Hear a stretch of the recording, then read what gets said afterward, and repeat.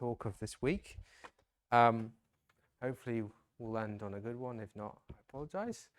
So I'm going to talk about adversarial dynamical systems. So lecture 1, we talked about how to compute spectral properties of computational operators. Lecture 2, we dealt with continuous spectra. Today we're going to go a bit more mathematical and discuss something called the SCI hierarchy. So that's a way of classifying how difficult computational problems are. We're going to build adversarial dynamical systems to get lower bounds in that hierarchy. So that's lower bounds on the difficulty, so impossibility results. And then I'm going to go beyond L2 spaces to reproducing kernel Hilbert spaces. And there's a little twist there in that this makes some of the classifications easier. So things are easier to compute in these spaces because you can often avoid a quadrature rule. Okay, so what can we do? So if we go back to the first lecture, I've got a very imprecise theorem here. So remember we were considering this Hilbert space L2 of observables with this measure omega. Let me just see if, okay, it doesn't work. And then we had, well, I didn't show you this theorem, but you can build this theorem. So remember this pseudo spectrum. So we had this positive epsilon, and this was the relaxation of the spectrum. So those coherent sets. So the spectral points here sort of give you that picture. And the theorem is there exists algorithms, gamma and m, that depend on two things. So the size of the basis and also the amount of data, such that for any f, so I'm being very loose here by what I mean by all systems, you need some assumptions like continuity, but I won't get into that. In this double limit, you can compute the pseudospectrum. Okay, so this is the approximate point pseudospectrum or the pseudospectrum. Okay, so this is great, right? We've got a theorem, it gives us convergence. I showed you that it works. But of course, there's a bit of a price to pay, right? So it's very expensive to go to infinity. Okay, unless you're in Toy Story and you like Buzz Lightyear, going to infinity is really hard. So what we want to do is understand whether we can do better. Can we somehow swap these limits or combine them, or is there some smarter algorithm? Maybe I'm just too stupid to figure out an algorithm that can do this properly. Can we do better? So here's our first adversarial example. The answer is typically no. Okay, so here I'm going to pick a quite restrictive class of dynamical systems, and I'm going to be very generous to my algorithms. Because I'm proving an impossibility result, that makes the result stronger. Okay, so my class of algorithms, I'm looking at f on this closed unit disk in 2 dimensions. F is going to be continuous, measure preserving, and invertible. This induces a unitary Koopman operator. And I'm going to allow my algorithms access to sampling this f to any accuracy that they want. Okay, so for any x inside this disk and any m, it can spit out a ym 2 to the minus m close to f of x. And it can sample this as many times as it wants, wherever it wants. It can be adaptive. It can do whatever it wants.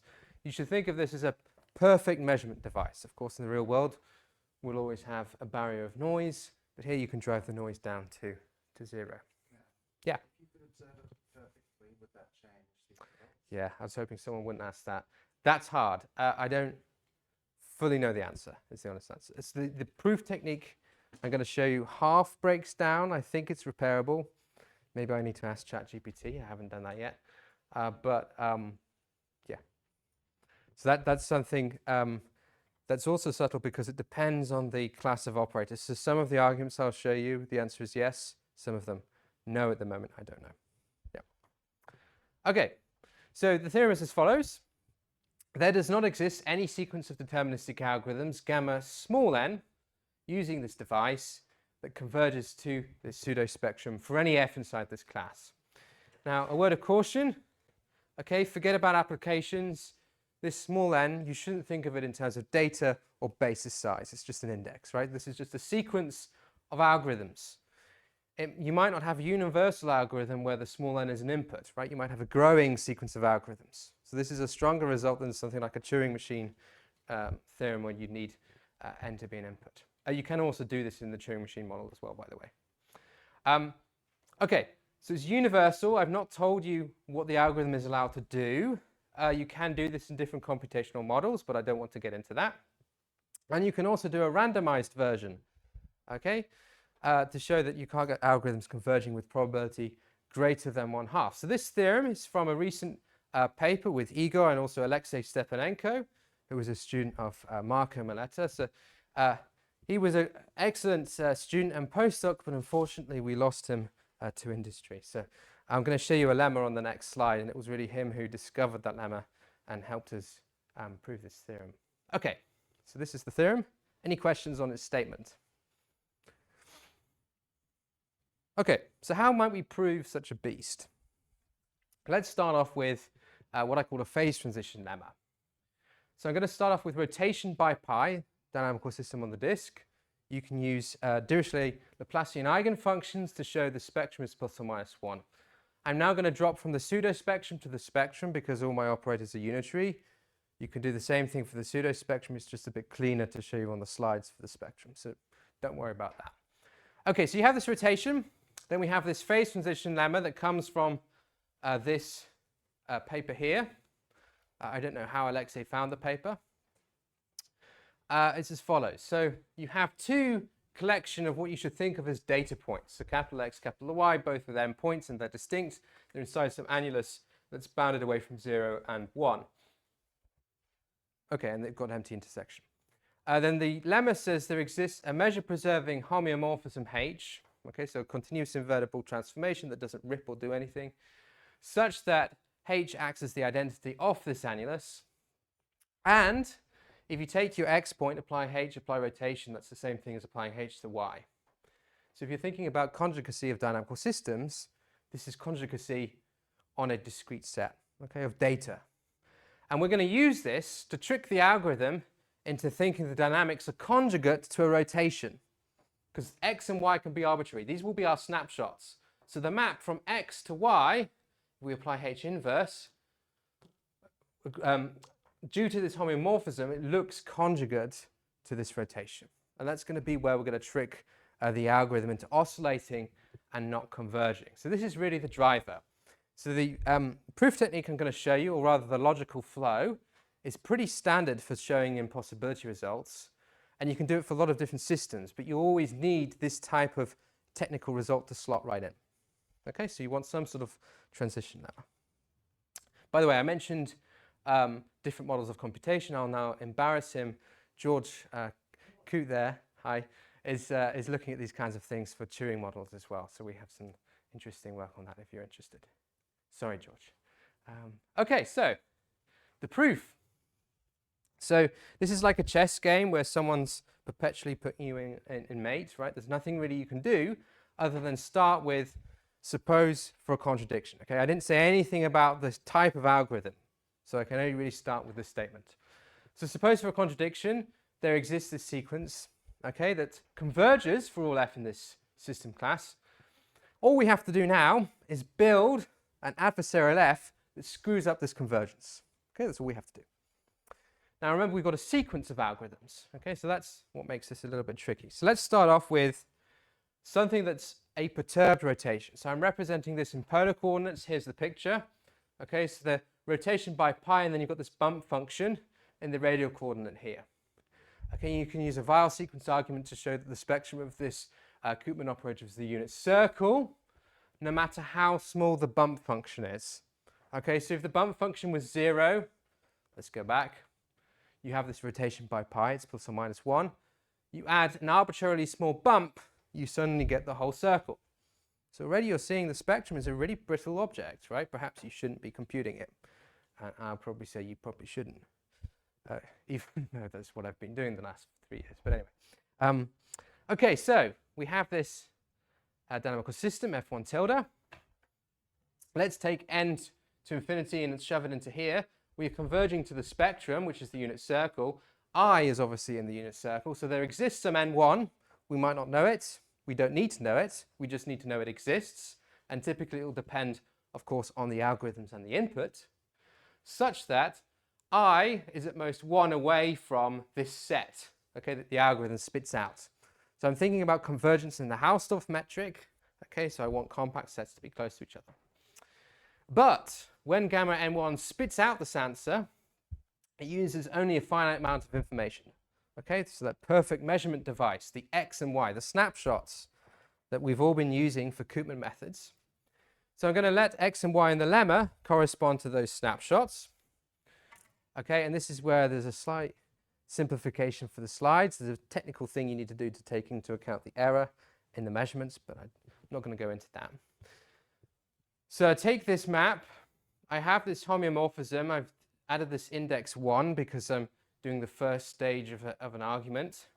So H1 composed with rotation by pi, H1 inverse. This is the conjugacy of data. So F1, this whole thing here, maps the x points to y points in the same manner as F1 tilde. Okay?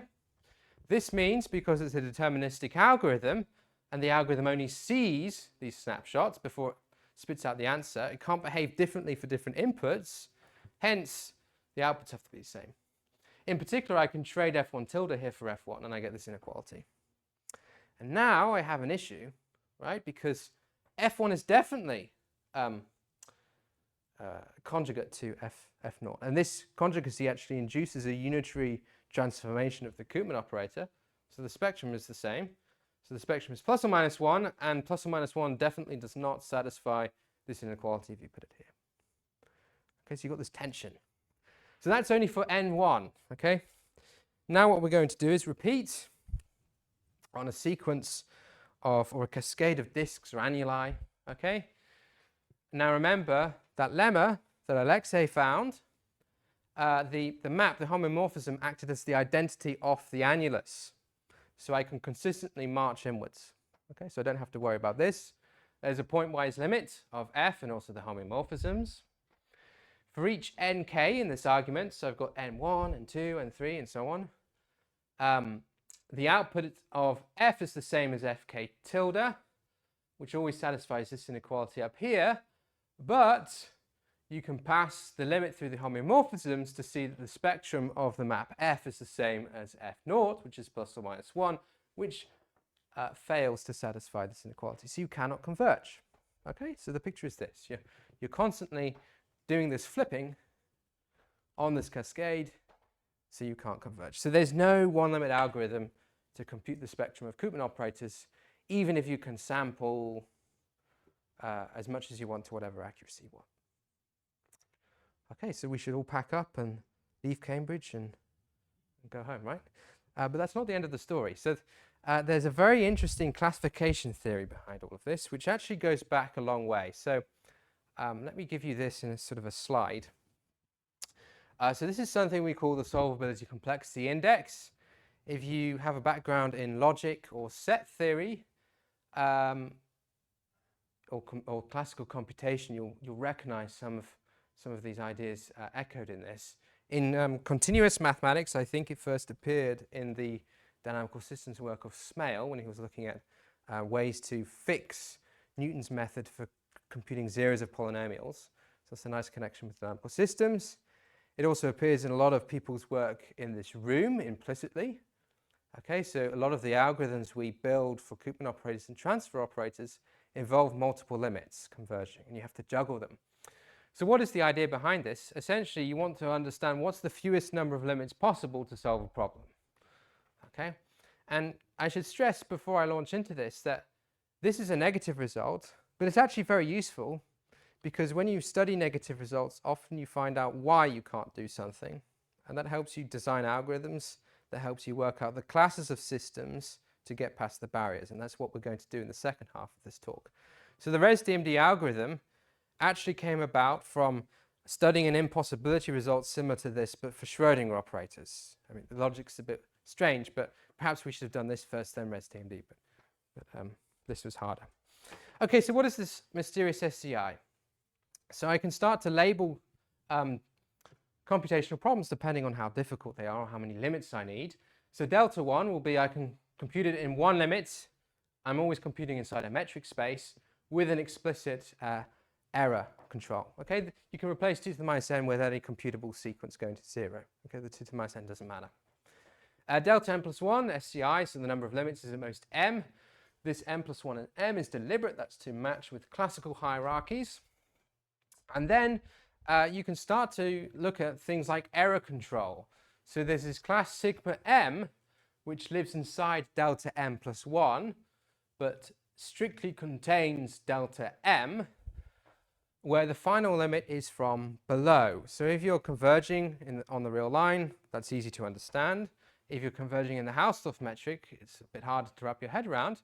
But for sigma 1, this would mean you have a one-limit algorithm whose output you can trust. So what does that mean? For any z inside gamma n of f, so that's the output of the algorithm for index n, the distance of z to the spectrum is at most 2 to the minus n.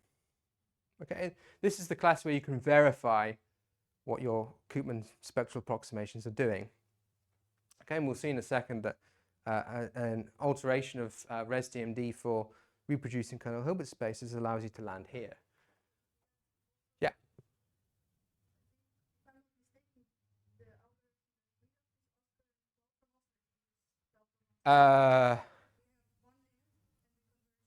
I will have to check. I think, yeah, it's either delta 1 or pi, sigma 1 or pi 1. April, it's the best thing to do is ask April because I can't quite remember all of the details. But yes, there is definitely one of these classifications in that paper for transfer operators. Yeah. Yeah. Ah, it does. Because I'm always computing the approximate point spectrum. I'm always computing the approximate point spectrum. I've been a bit, to avoid complications, whenever I'm writing spectrum, you should think approximate point spectrum.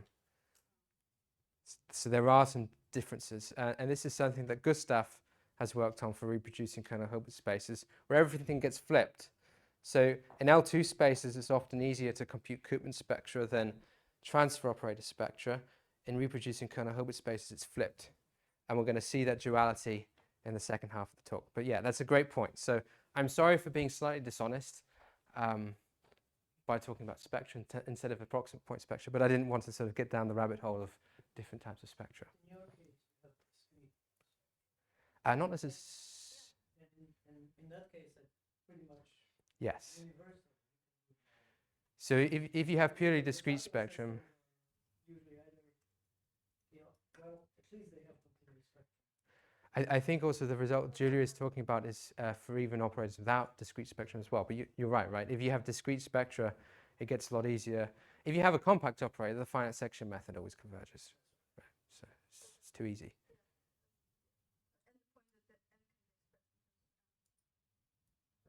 Oh yeah. So you're talking about this diagonal. Yes. Yeah.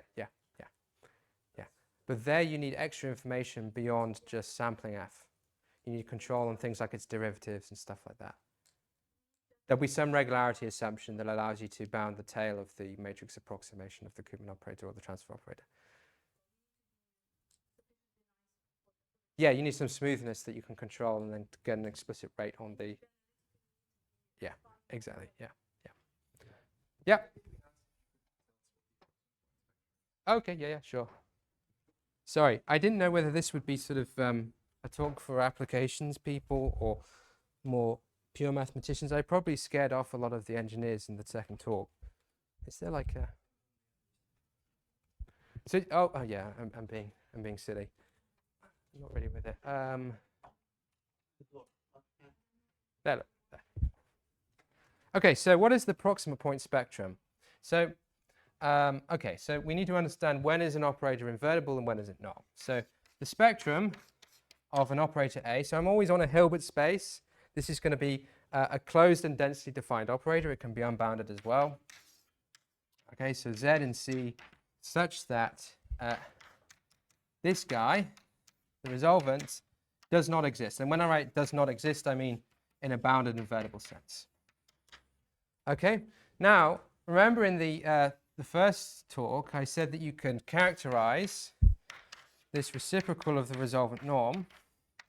Okay, so this is a function that vanishes if and only if Z is in the spectrum. This is the minimum of sigma inf of A minus Zi. Sigma inf, remember this is the smallest singular value of an operator, but remember it might not be attained. Star I, like so. You have to have both of these because of residual spectra. So that was your, oh sorry, you can't see because of the thing. That was your question yesterday, or whenever it was, about the residual spectrum. Okay, so you have this. Oh, absolutely. Yeah, yeah. So the best example to look at is the shift. Depending on left shift, right shift, you can change these guys. Yeah. So what is the approximate point spectrum? So, okay, so let me write it like this. Spectrum of A is equal to Z in C. Let's call this FZ. Okay, I'll drop the dependence on A just to save space, such that minimum of FZ GZ is equal to 0. The approximate point spectrum, so I'll write it down and then I'll say why it's called the approximate point spectrum. You just drop one of these, okay? So it's Z in C such that F of Z, did I get that right? Yeah, is equal to 0. What does that mean? Okay, so sigma inf A minus Z I is equal to 0 if and only if there exists a sequence. It might not be an orthonormal sequence. It could be a single vector, okay, in the domain of A, norm 1, there exists such that A minus Zi xn, norm of this, goes to 0. Okay, so why do you care about the approximate point spectrum for Koopman operators? Well, I don't really know how to interpret this for Koopman operators, but I can interpret this in terms of the coherency thing I was talking about. So a lot of the algorithms we have for Koopman and transfer operator compute one of these two. So you either compute the spectrum of A, the approximate point spectrum of A, or the approximate point spectrum of A star, right? And you can relate these by, you can relate these back to the spectrum of our conjugation. Yeah. So yes, yeah, yeah. Often, if you want to get both of these for the Koopman operator, it bumps it up a limit. You didn't know the limit. Again, that's something I think Gustav has proven rigorously. Yes, the difficulty is, so let's unwrap this, right? So remember we had this A star A trick, right? So you want this matrix I, where you've got these guys on both sides, right? This will give you this. If you want the injection modulus, okay, with the star here, you need access to these inner products. Take this over, you need access to the matrix elements of A star, which for a Koopman operator involve some nasty Jacobian thing with transfer operator. So it's horrible. Yeah. Does that answer? Okay, excellent. Yeah, please keep me honest. If I'm simplifying too much or it's too slow or whatever, just tell me. I'd rather people understand. How do I? Sorry? Yeah, so of course for lots of operators they agree. So if you have a normal operator, they always agree.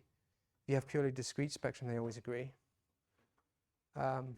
In practice, for Koopman, I don't know whether it really makes any difference.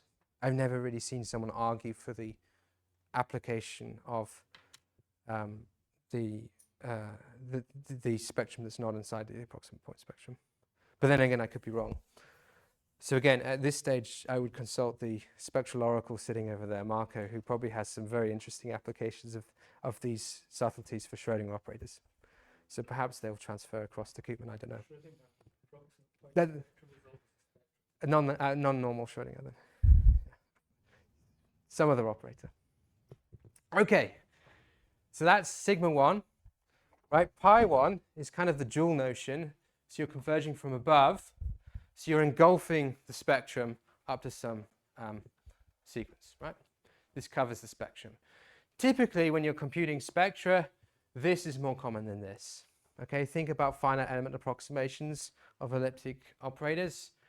You often get a good approximation for the low eigenvalues, and you can sometimes work out error bounds, but you don't have error bounds on the whole spectrum. Okay. Right, so what we can do is we can take these adversaries, and this is what we did with Igor, and we can start to place different classes of dynamical systems inside this hierarchy. Okay, So let me walk through them. What have we got? So we've got no assumptions. F is continuous. You need 3 limits. That's bad. Measure preserving. It's over here. 2 limits, error control and the final limit. When you have a modulus of continuity, so this is generalizing the thing Julia was talking about. So you know how regular the function is. You live in, where is it? Pi 2. Okay?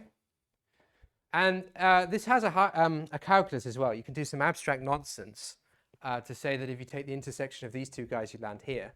So this means if you have a measure preserving system and you know the modulus of continuity, you can get a single limit algorithm with error control. You can also replace measure preserving by control of the resolvent norm of the spectrum, which you can sometimes get for dissipative systems. So that's something else that we talk about in our paper. So you can also think about this for a large class of dissipative systems.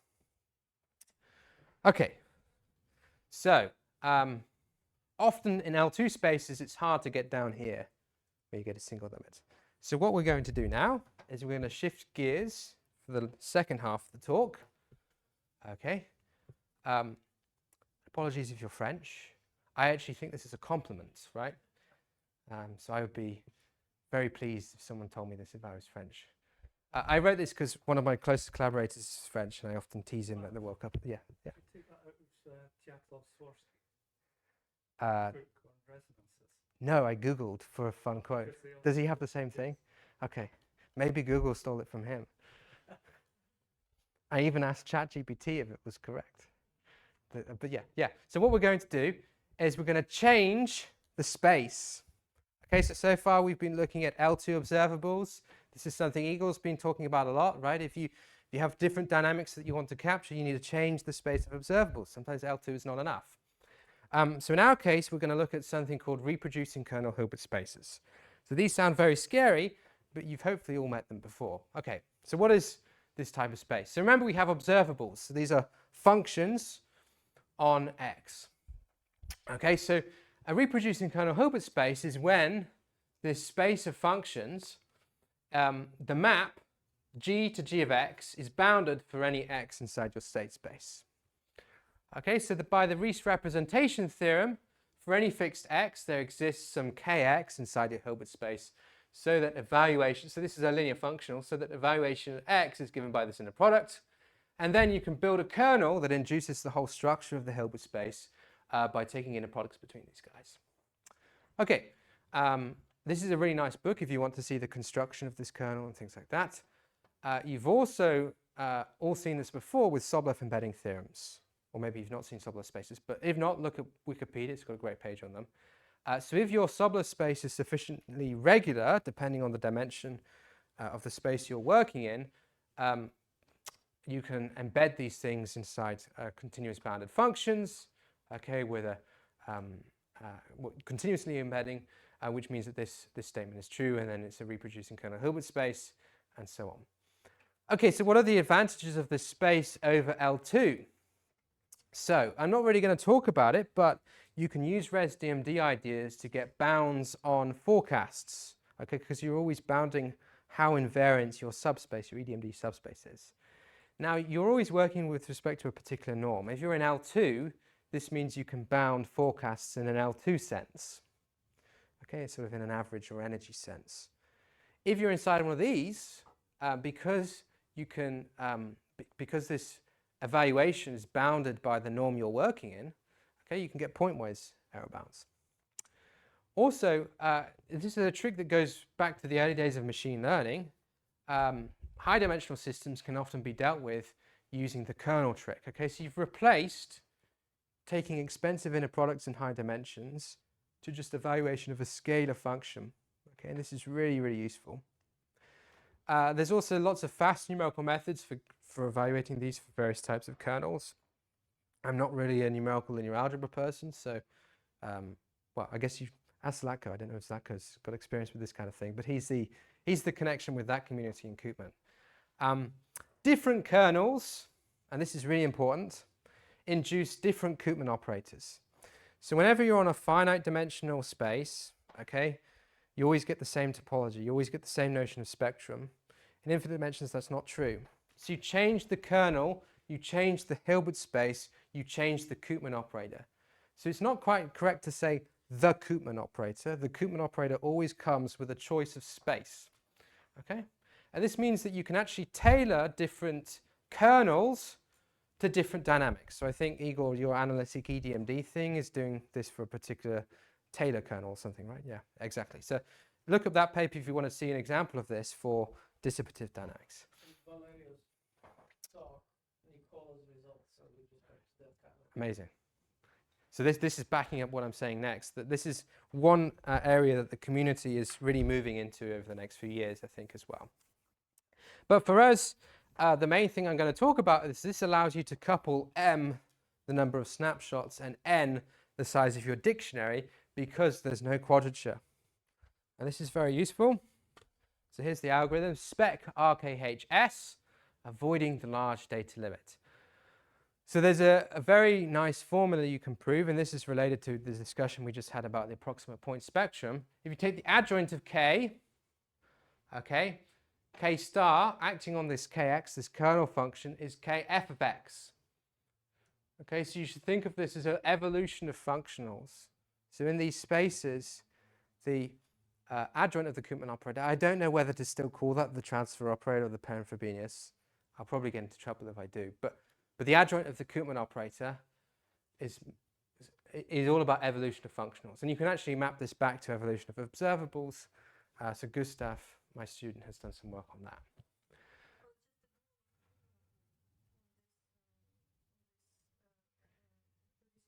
Yes, but you want to avoid issues like this, right? How do you represent stuff like that? And I'll show you in a couple of formulae time why it changes. So the point is, let's take K star.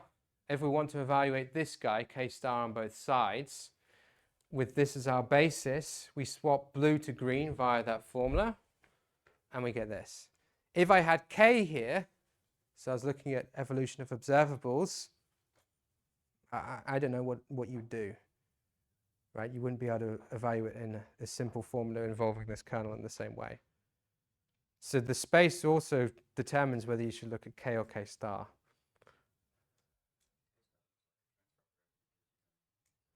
Exactly, yeah.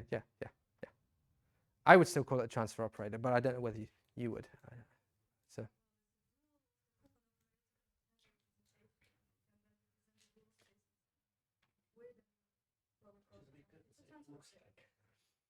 Yeah, sure, yeah. It's just the adjoint, right? They're coupled. This is why the transfer operator community and the Koopman community should be communicating much more, because it's the same object.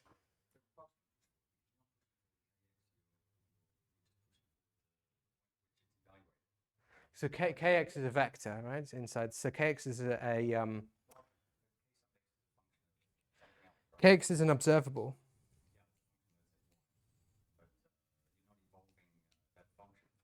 No, you're evolving the point, right? Yeah, exactly. Yeah. Okay. Right. So you can get these three inner products, no quadrature, right? So remember beforehand we had a quadrature rule converging. So this means you could get residuals in exactly the same way as in res DMD. Sorry, I should move this so you can see the reference for the paper. There it is. Right, so this knocks down a limit off the SDI. So for example, here we have something that converges to the pseudo-spectrum. So this is exactly the same that we had for res DMD, except there's no extra limit, right? And I've got K stars everywhere. So I'm reproducing kernel Hilbert spaces.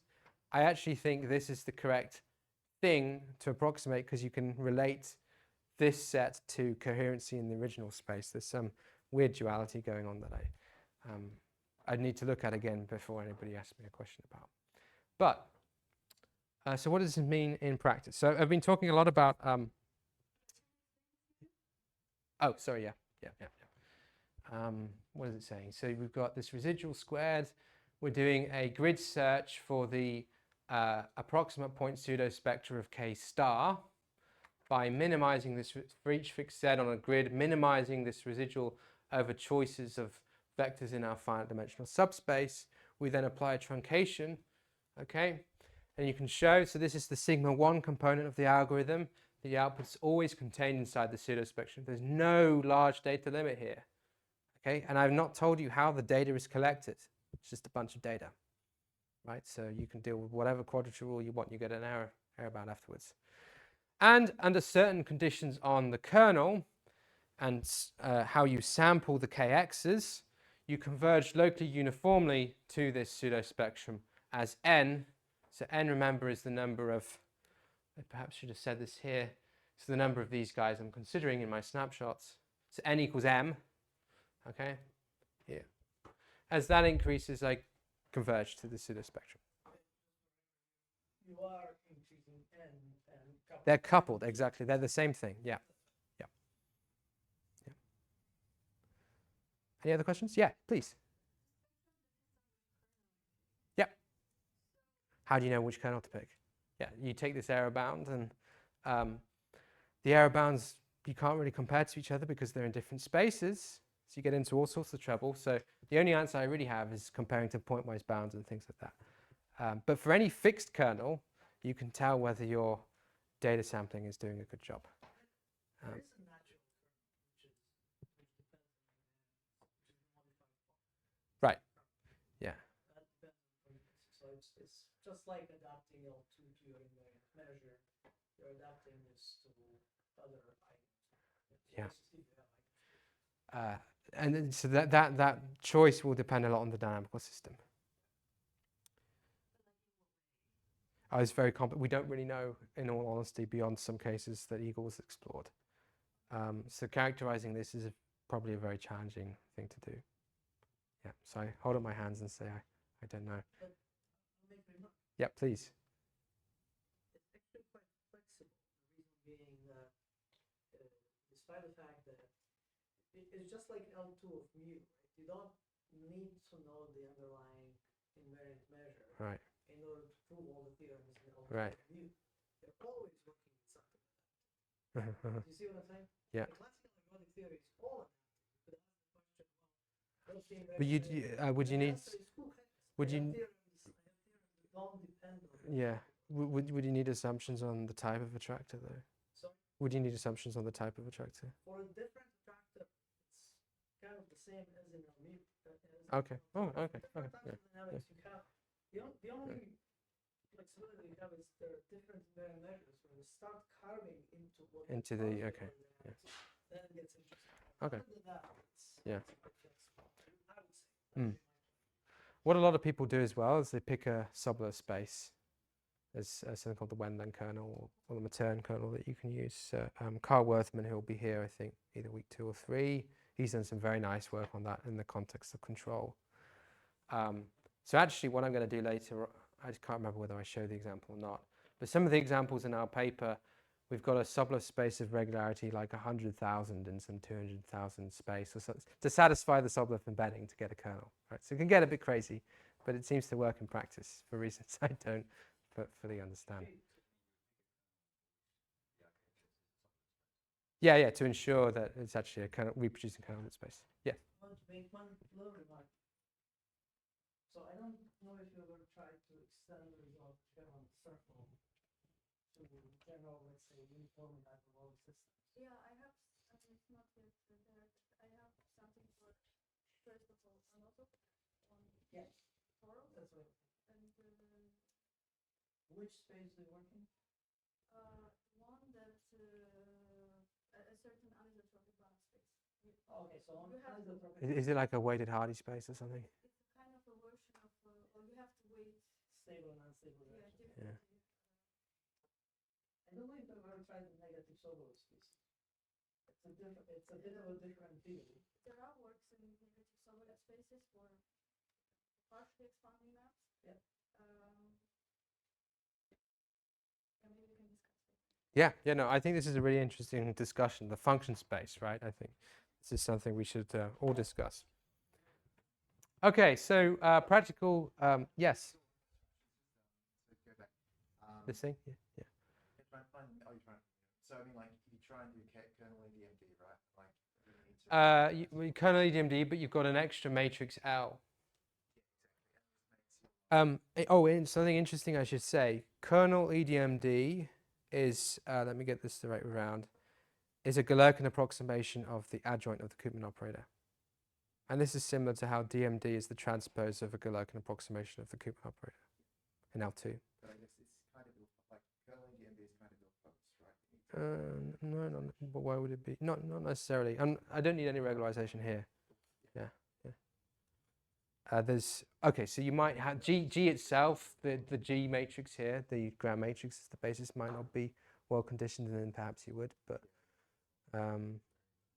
yeah, it doesn't tend to be a problem in the examples I've looked at. But yeah, you could apply regularization. Okay, right. So let's now save the polar bears. So we're going to use all this maths to do sea ice forecasting.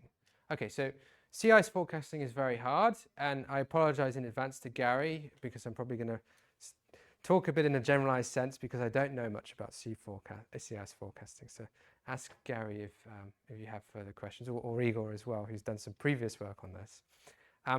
But sea ice forecasting is very hard for at least two reasons. It's very hard to locate the geographical significant regions, okay? And we're going to use Koopman modes to find those. And it's also very hard to predict more than 2 months in advance, okay?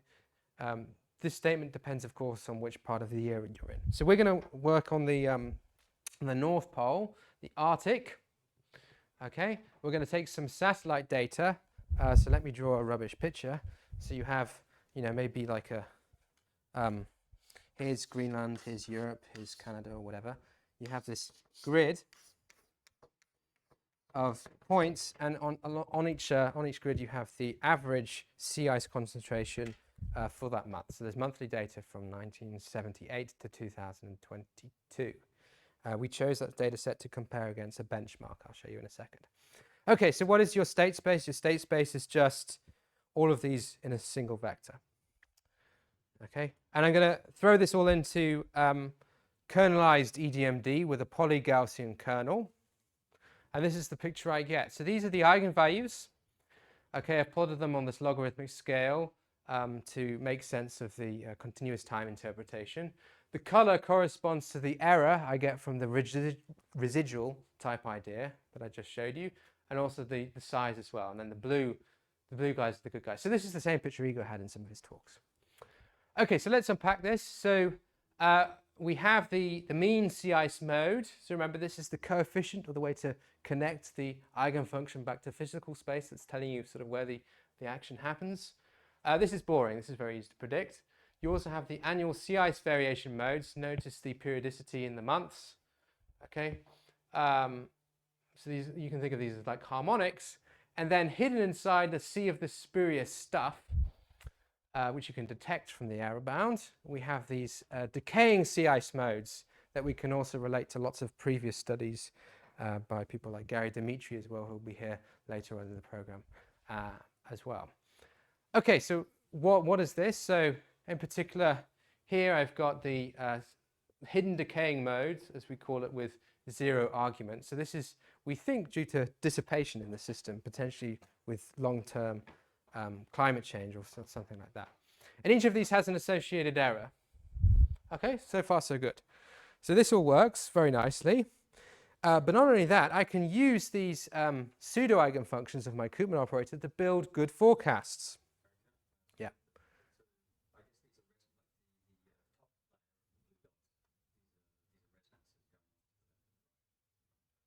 The top layer of the, these are just the monthly variations.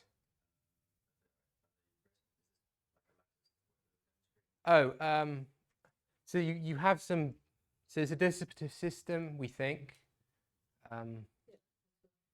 I don't know whether you call them resonance. But So then I was curious, you seem to plot on the right then these 6 images. yeah, these are the Koopman modes associated with them. Okay, and they should look like resonances. So the eigenfunctions would, but the Koopman modes don't, because they're the coefficients. So you get the, sorry, yeah. No, we're saying the same thing. The eigenfunctions do, but the Koopman modes don't, because Koopman modes are not eigenfunctions, they're coefficients. So you can have a function, think of it like you're seeing, for this particular eigenfunction, the area of physical space that is excited by that eigenfunction if you're doing an expansion. So I'm taking the whole sea ice and I'm expanding in terms of these eigenfunctions, and these are the absolute values of those coefficients for each grid point. Red means time. Red means you're seeing variation according to this eigenvalue and eigenfunction in time. So I'm interpreting this as telling me how I sort of see these nonlinear interactions. It's the same as every DMD. You can't. I mean, it's a crazy high dimensional space.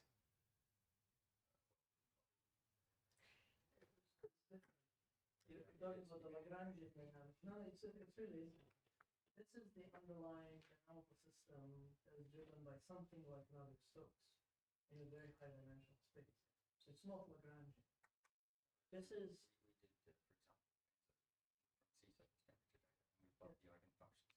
Were you plotting the kernelized EDMD eigenfunctions?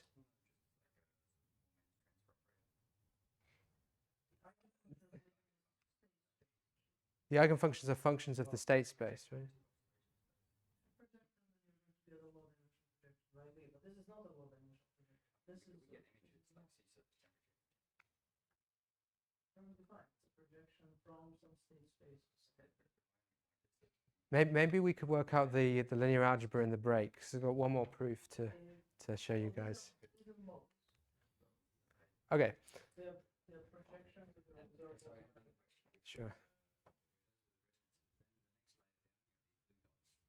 Yeah. They're reliable because the error is small, right? It's not to do with the truncation effect. We're thinking of these as decaying. The next lattice down. So these are decaying modes. Sea ice decline, global warming, I don't know. So you can see the pictures here. So yes, so this area here is connected with certain heating of Asia, I think, or so. We read some papers. I don't claim to be an expert. Oh, this is the Barents Sea.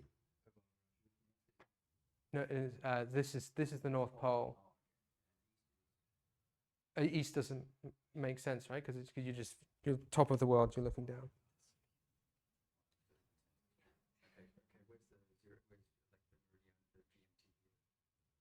Here. Yeah, there. So we're just there. We're at the bottom of 2.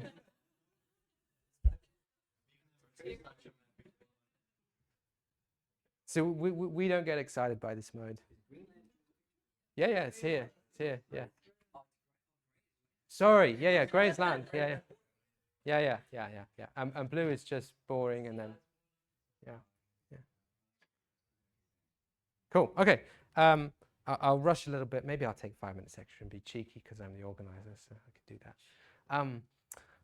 Okay, so what do? We take, remember this interpretation. Okay, I've written in terms of K, but you can do something similar with the adjoint K star. And we truncate our expansion of Koopman modes to get rid of the ones with large epsilon. Typically what happens when you plot the epsilon for the eigenvalues is they're good, then you get an elbow and it shoots up. This, of course, is very heuristic.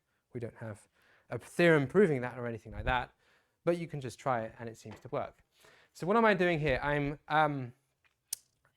training on data up to 2011, the end of 2011, and then I'm forecasting forward in time, a certain number of months, on unseen data, and I'm taking the mean binary accuracy, I'll explain what that is in a second, over this unseen test data, okay?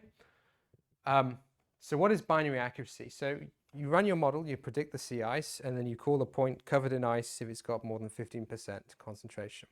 I think that's the right benchmark. And then so that's a decision problem, and then you look at the percentage of correct answers, essentially. Okay, so this is a common metric that people use. CS5, that's a pre-neural network AI model from, I think, the European Climate Agency. IceNet is sort of a state-of-the-art neural network method, and this is us. Okay, so for leading time more than 2 months, we're destroying this. And I should also say this is really cool because, okay, it takes a few days and some GPUs to train this, right? It's really expensive. I can get this on my old rubbish laptop in under a second, and I can beat it, right? And this is a 500 by 500 matrix. So this is a last sort of hurrah before AI takes all our jobs of sort of maths actually helping us to do something good. Okay, so I wanted to end on another impossibility result because I like them. So this is about what happens when epsilon is equal to 0 for the reproducing kernel Hilbert space example. Okay, so now we're going to switch on our operator theory hats again. So because the notation is very inconsistent, but I've now got the approximate point thing there. If the Koopman operator is normal, then the distance of a point z to the spectrum is equal to the minimum of epsilon, so z is inside this pseudo spectrum, right? And we can compute this using spec RKHS. We had that theorem. There's a way of adaptively shrinking this down to get the spectrum. So if your Koopman operator is normal, you're fine. If it's not normal, you get into trouble. So here's the next impossibility result. So we're now going to look at maps on an interval. Okay, they're going to be smooth bijections. And this is where I have exact data. So this is answering your question, Caroline.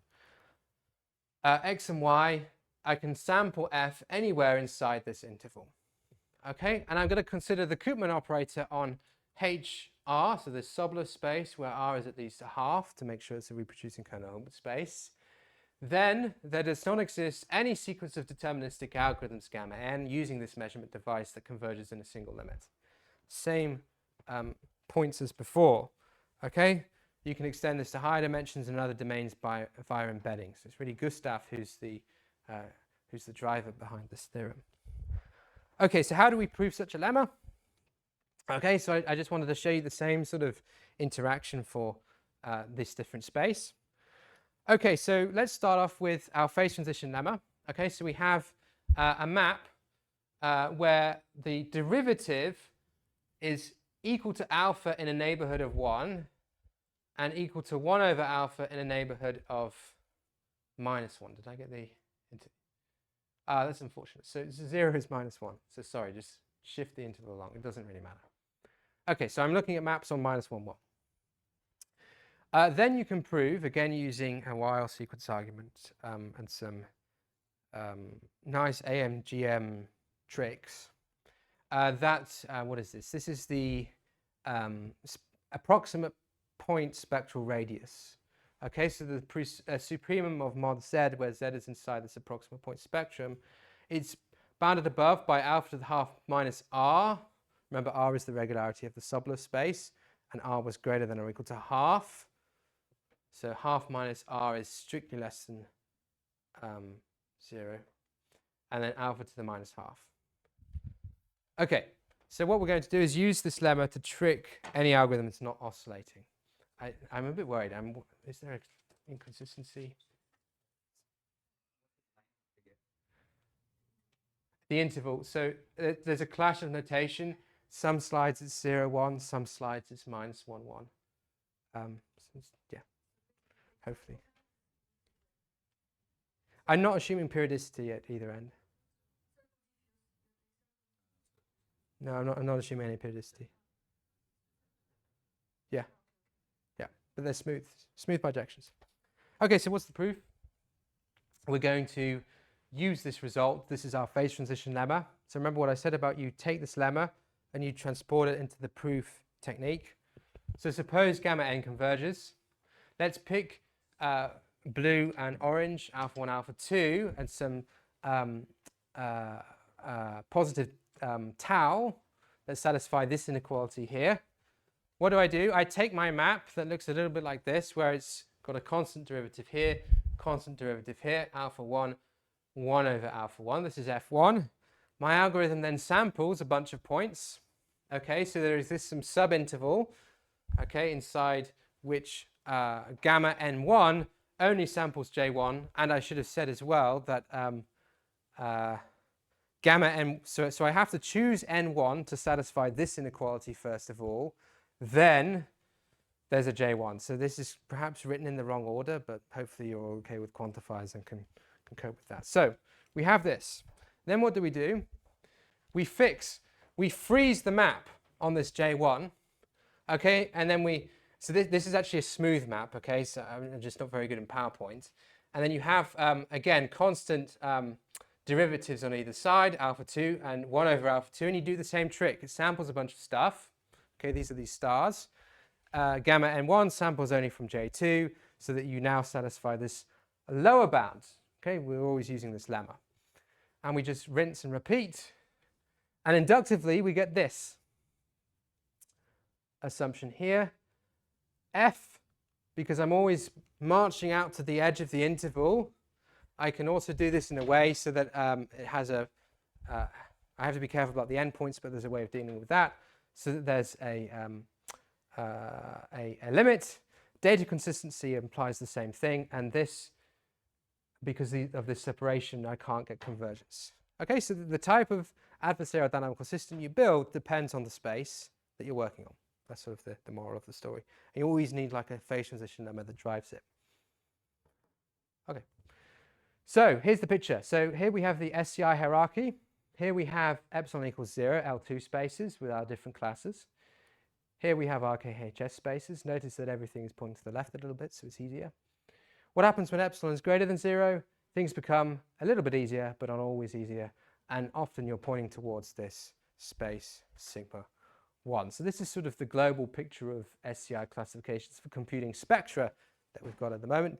We have a similar picture for computing spectral measures and spectral type. So spectral type I didn't discuss yesterday, but whether you have continuous or discrete spectra often encodes interesting features of the dynamics. You can put them in this class as well. Okay, so final shameless plug. If you're interested in all of this, then there's a book coming out this month, possibly be here in week 3 if the editor comes, which looks at infinite dimensional spectral computations. Okay, so there's a very meaty chapter on Koopman operators, which really develops all of the theory for computing their spectral properties from the ground up. Okay, and there's a lot of other non-Koopman related stuff as well. So this has hundreds of classifications in this hierarchy, hundreds of algorithms, all with full code. There's loads of examples, exercises with full solutions. So you can go to my website. So if anything to do with spectra interests you, it probably interests me. So please do have a chat to me afterwards as well. And this talk was, well, this series, this masterclass was giving you a brief glimpse at some of the stuff in this chapter as well. You might perhaps recognize this dynamical system. This is actually an approximation of a generalized eigenfunction of the Lorentz system, the Lorentz attractor as well. And there you can see the spectral measure. Okay, so to summarize, data-driven spectral problems for Koopman operators are hugely popular. I don't need to say that. But standard truncation methods, okay, so DMD off the shelf, often typically fails. Okay, you need to really go infinite dimensions if you're going to build a convergence theory. Okay, and this isn't just me being a grumpy mathematician. This is really useful practically as well, right? So the algorithms, those error bounds and things like that can guide your algorithm building and how you might tackle the problem. So I gave you a glimpse at some general methods with convergence guarantees for things like spectra, pseudospectra, spectral measures. I talked a little bit about the SCI hierarchy, so impossibility results with adversarial dynamics, upper bounds through rigorous algorithms. It's fair to say that, and this isn't just what I've been talking about in this series or even in this book, there's loads of people who've contributed to this.